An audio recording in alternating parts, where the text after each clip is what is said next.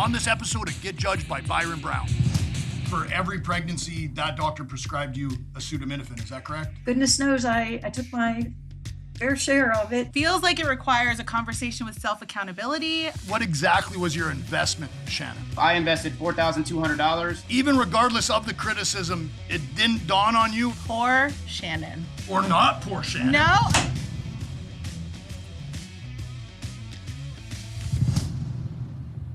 I'm Byron Browne, the anti-lawyer lawyer. I'm a husband and a father. I fight for the little guy. And I'm a no-nonsense lawyer with a reputation for never losing in court. I'll judge your situation, and I'll tell you straight out if you got a case. It may not be the answer you want, but it will be the judgment you need. Time to get judged by me, Big B.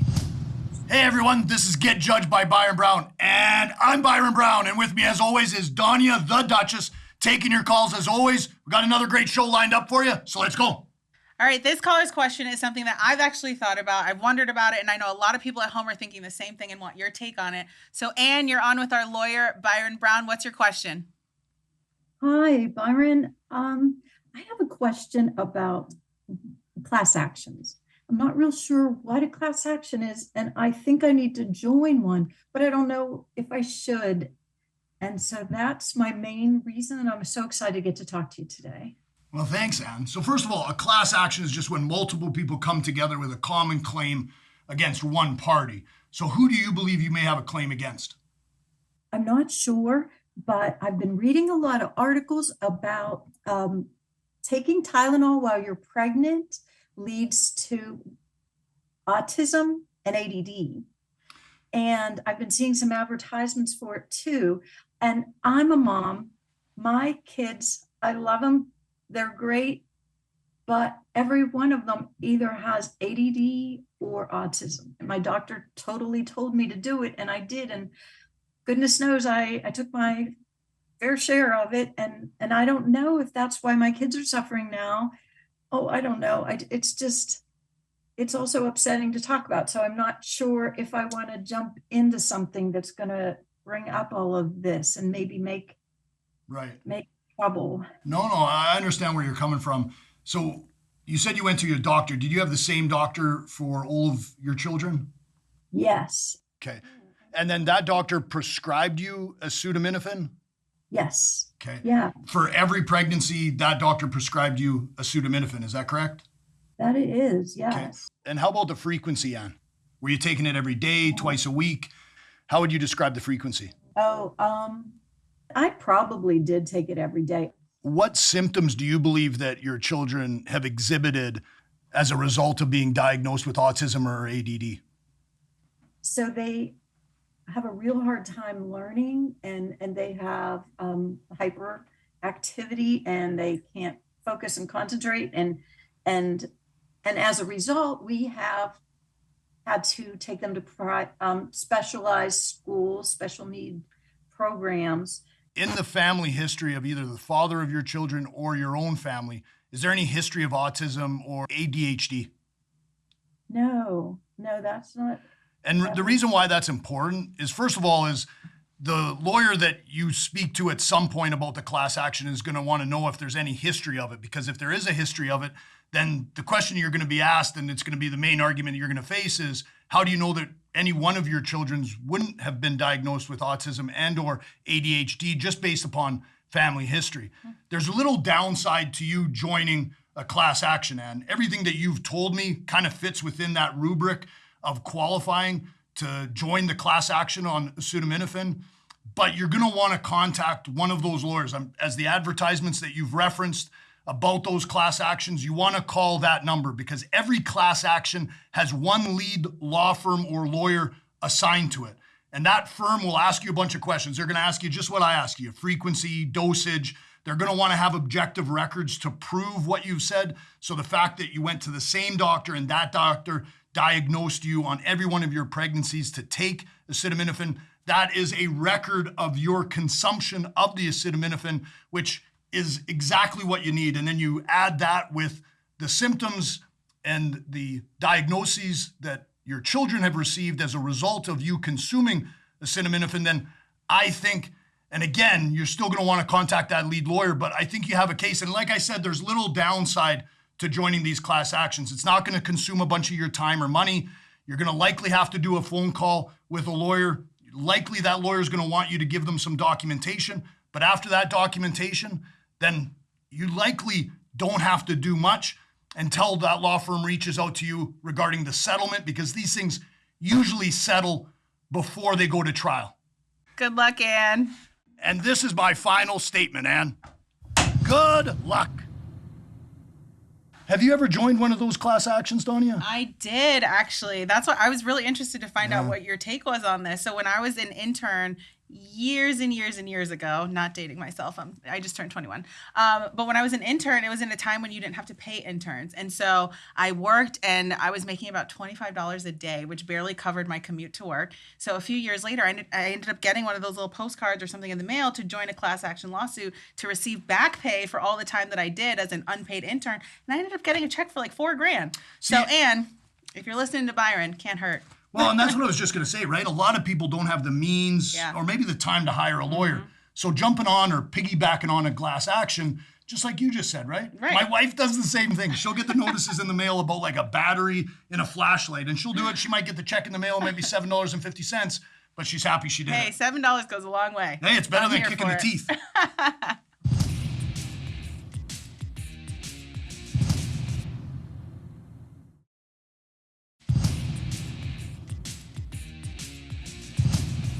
Welcome back. What do we got, Donia? All right, I don't know about this one, Byron, but it feels like it requires a conversation with self-accountability. I'll let you hear it and see what you have to say about it. But Shannon, you're on with Byron, our lawyer. What's your question? Hi, can I sue to recover money that I invested into a cryptocurrency project? What exactly was your investment, Shannon? Did you have a written contract? Well, to be honest, it was a couple of years ago, and I've matured a lot. I was a little bit naive maybe at the time. And I thought about signing papers. In fact, I thought the gentleman that was over everything that we're here talking about today was going to send out paperwork for us to sign, but we never did. And to be honest, what happened was a group of friends and myself, we all were trying to come up on this brand new project. Everything looked real good, and we were trying to get into the beginning stages, get these miners that made money. Basically, they sync to Wi-Fi. You have to put them up, all around the town or whatever to sync them to Wi-Fi, and they're little money makers is what they were supposed to do, and trying to create some passive income for everybody. Myself, I invested $4,200. Hey, Shannon, can I interrupt you for 1 second? Sure. Sorry, I don't know anything about crypto, so just briefly describe to me what crypto is, please. Okay, so cryptocurrency is kind of like for folks in my generation, like a new way to wealth. It's instead of stocks, you have crypto coins. They're kind of digital coins. They're not really, it translates to cold hard cash to real money, but until you cash it out, it's kind of just a decimal point. You know what I mean? Right. And that's what I was thinking. It's much like stock, right? So the value of Bitcoin or cryptocurrency, it fluctuates a lot, correct? That's right. And this is a new area that's just coming of age, so to speak, and there's still a lot of criticism about it, correct? That is absolutely true. So even regardless of the criticism, it didn't dawn on you, or you didn't push to have a written agreement? Well, at the time, this was 2 years ago when it was still even newer, and it was kind of a cutting edge, and me personally, I was looking to create some passive income. And I mean, sure, you have your apprehensions, but the situation is this guy is very well respected, very wealthy guy. He's made of money. And in a fairly large city too. How do you know he's made of money? Just from what I hear, I sort of know him. He's kind of a peer. What do you mean you sort of know him? He's a peer. So, those two aren't the same. If he's a peer, he's your friend. If you don't know him, you don't know him. So what is it? Okay. So my best friend is good friends with him. So it's kind of one of those things. And I've known of. My best friend knows someone from Canada. Do you know that person? So that's that kind of connection, right? Very tangential connection. Would you agree, Shannon? Well, I just know this guy has money, and I wanted to get in on a project with him. Okay. That I thought would be sustainable for years to come. Did this guy make his money off cryptocurrency, or did he make his money some other way? I think he's made some money in cryptocurrency, but he's also lost a lot of money in cryptocurrency. I think he's made his money otherwise. I think he had money before he even moved to the United States. Okay, and when you say a couple years ago, how much time has passed since this is very relevant? So how many years exactly has it been since you gave this guy a chunk of change and you got nothing in return? April 2021. How many people invested in a similar situation to yourself? 6. Okay, and did any of the 6 people get any of their money back? No one has. And the other people don't seem to be as worried about it. I also know of another team that he did the same thing with, and they actually confronted him about it, and he gave them back their money. But I don't have people on my team that are, that dedicated to the mission. Do you have anything in writing at all? Text messages, anything, emails? Do you have anything, an exchange in written form between you and this crypto guy? I could probably look some up and find some, sure. Well, what do you mean you look some up? I mean, if this was that devastating, Shannon, I mean, you should know what you have or what you don't have. So do you think you have something in writing or you don't? Because again, that's a huge factor. I'm more of a phone talker, so I would talk on the phone more with this. I didn't really do text messaging with a business conversation. Hey, Shannon, how hard did you work to make that $4,200? Very hard, and I'm still working hard trying to get it back. Exactly, right? So if you work that hard for your money, don't you think it would be a little bit more important to be more than a phone guy, especially when you're investing $4,200 that you've worked extremely hard to obtain?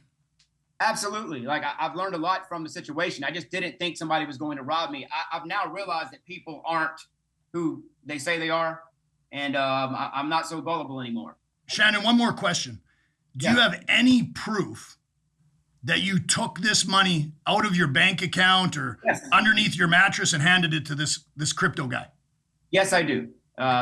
It was the day I went to go and do it. It was 2 different times. It was 2,500 one time, and 1,700 the next time. So when you say time, you mean you went to the bank and you withdrew the money, and on 2 different occasions you did that. So I'm assuming you'd have a bank statement showing you withdrawing the money. Is that right? That's correct. Yes, sir. Okay, so here's your issue, Shannon. First one is there's been a lot of time that's passed. So you're going to want to check the state that you're in on the statute of limitations. It looks like from what you've said to me that this guy probably committed fraud, meaning his conduct was intended to deceive you out of money. And you might have a statute of limitations issue. And if you do, that means you're SOL. You're out of luck. You're not going to be able to pursue a claim against them. And as far as the proof you have, it sounds like you have no proof. And the bank statements, all that shows is you withdrew the money. You could have donated that to your church or lost it on roulette in Las Vegas. That is going to get you nowhere. So unfortunately, I don't think you got a leg to stand on unless you have not blown your statute of limitations. So that's what you want to do. Whatever state you're in, just jump on Google and Google the statute of limitations for fraud. Thanks, Shannon. He shoots, he misses. Poor Shannon. Or not poor Shannon. No, No.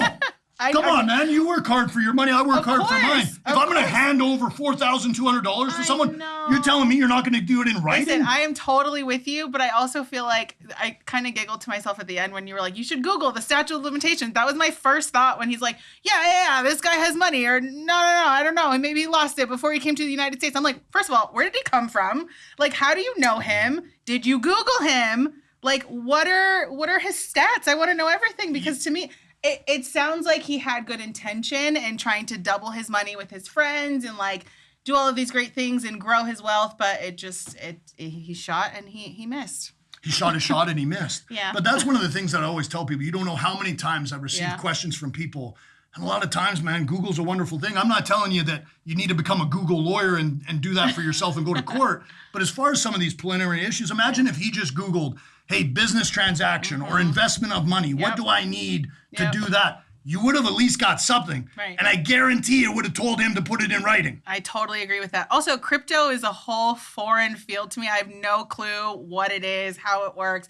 To me, I'm very old school. I like tangible in my hands. I like to hold money as gross as it can be. I like to touch it. I know it's there. Like, I don't know, man. He just got scammed. I think that's the intriguing part about crypto, right? Is you heard people making millions and losing millions. And I think most people are hoping that they can make a flip buck as opposed to investing that $4,200 in some sort of stock like Amazon that's never going to go bad, right? But now they have you, Byron Browne, or anti-lawyer to help you.